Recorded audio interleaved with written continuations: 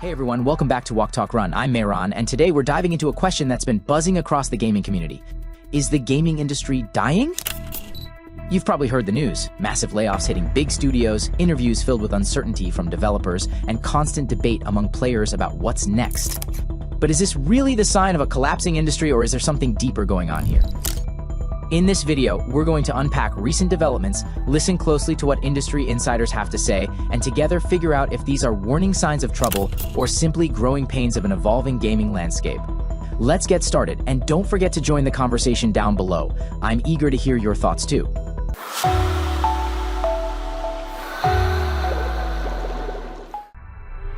Now, let's dive straight into recent industry news that's been raising some serious questions about the health of the gaming industry.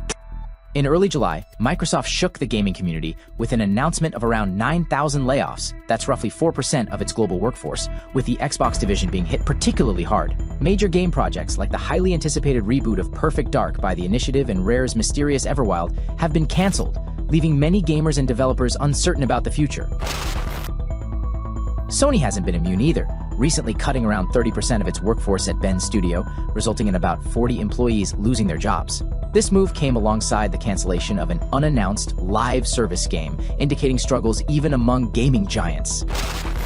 Ubisoft has continued to shrink its global presence too, shutting down studios in San Francisco, Osaka, and Leamington, affecting hundreds of employees. Likewise, Virtuos, known for working on high-profile games such as Oblivion Remastered and Metal Gear Solid Delta, laid off around 270 staff, primarily due to financial struggles tied to these large projects. Overall, 2025 has already seen more than 1,200 layoffs in gaming companies, and over the past 2 years, total layoffs have surpassed 14,000. This industry-wide contraction isn't just impacting massive AAA developers. Smaller studios and indie developers are also feeling the squeeze. These troubling developments lead us to a critical question: is this just a rough patch, or a sign of deeper trouble within the gaming industry? Let's continue exploring to find out.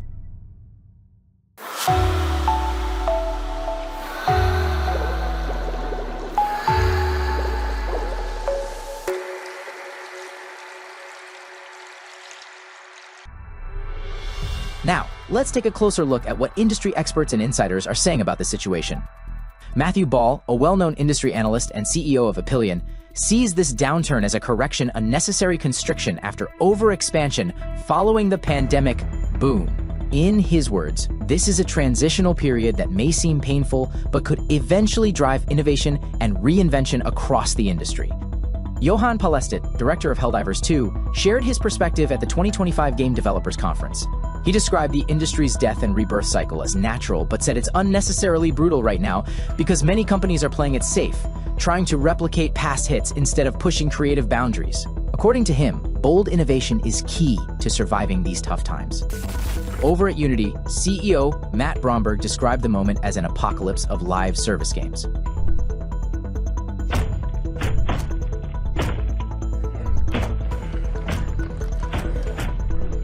Nope, I didn't save you. Okay. I'm just kidding you.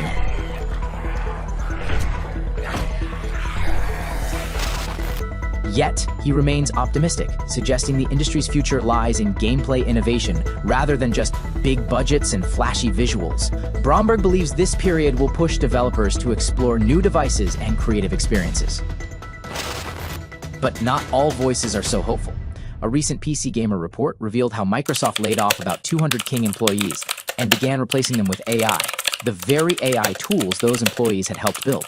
This sparked outrage internally, highlighting morale issues and ethical concerns around automation. At ZeniMax, quality assurance workers who had unionized said morale is now rancid following recent layoffs. Even though their union contract temporarily delayed the cuts, the impact was deeply felt. And union leaders are stressing the growing importance of collective bargaining to protect workers in this climate. Finally, Sean Noguchi, general manager of EA Japan, criticized Microsoft's aggressive layoffs, blaming a short-term profit mentality.